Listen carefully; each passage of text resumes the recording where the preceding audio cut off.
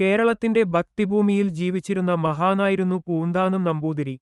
വലിയ പണ്ഡിതനല്ലെങ്കിലും ഹൃദയം നിറഞ്ഞ ഭക്തിയാൽ സമ്പന്നൻ. അദ്ദേഹത്തിന്റെ മനസ്സിൽ വസിച്ചിരുന്നത് ഒരേയൊരു നാഥൻ, ശ്രീകൃഷ്ണൻ.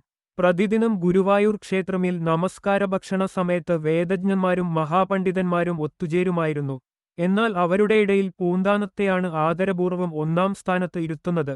കാരണം അദ്ദേഹത്തിന്റെ വിദ്യയല്ല, അദ്ദേഹത്തിന്റെ നിർമ്മലഭക്തി. ഒരു ദിവസം ദൂരദേശത്തുനിന്ന് പ്രശസ്തനായ ഒരു നമ്പൂരിപ്പാട് ക്ഷേത്രത്തിലെത്തി.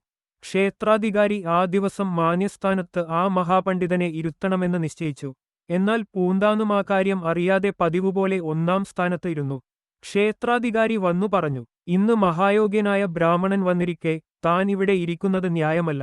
എഴുന്നേറ്റ് മാറുക. ആ വാക്കുകൾ പൂന്താനത്തിന്റെ ഹൃദയം കീറി. ഞാൻ വേദജ്ഞനല്ലാത്തതുകൊണ്ടാണോ ഇങ്ങനെ അപമാനിക്കുന്നത് എന്ന ചിന്തയിൽ കണ്ണുനീർ പൊഴിഞ്ഞു. എങ്കിലും മനസ്സിന് മാന്യസ്ഥാനം വിടാൻ തോന്നിയില്ല.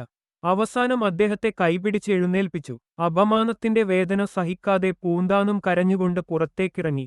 അപ്പോഴാണ് അത്ഭുതം സംഭവിച്ചത്. ശ്രീകോവിലിനകത്തു നിന്നൊരു അശരീരി വാക്ക് മുഴങ്ങി.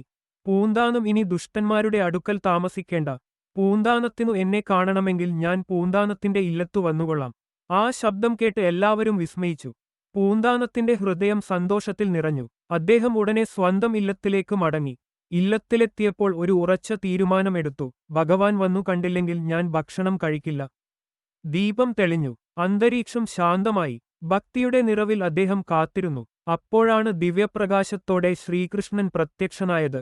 കറുത്ത മേഘം പോലെ ശ്യാമളമായ രൂപം, മൃദുസ്മിതം, കരുണ നിറഞ്ഞ കണ്ണുകൾ. പൂന്താനം വിറച്ച് എഴുന്നേറ്റ് സാഷ്ടാംഗ നമസ്കാരം ചെയ്തു.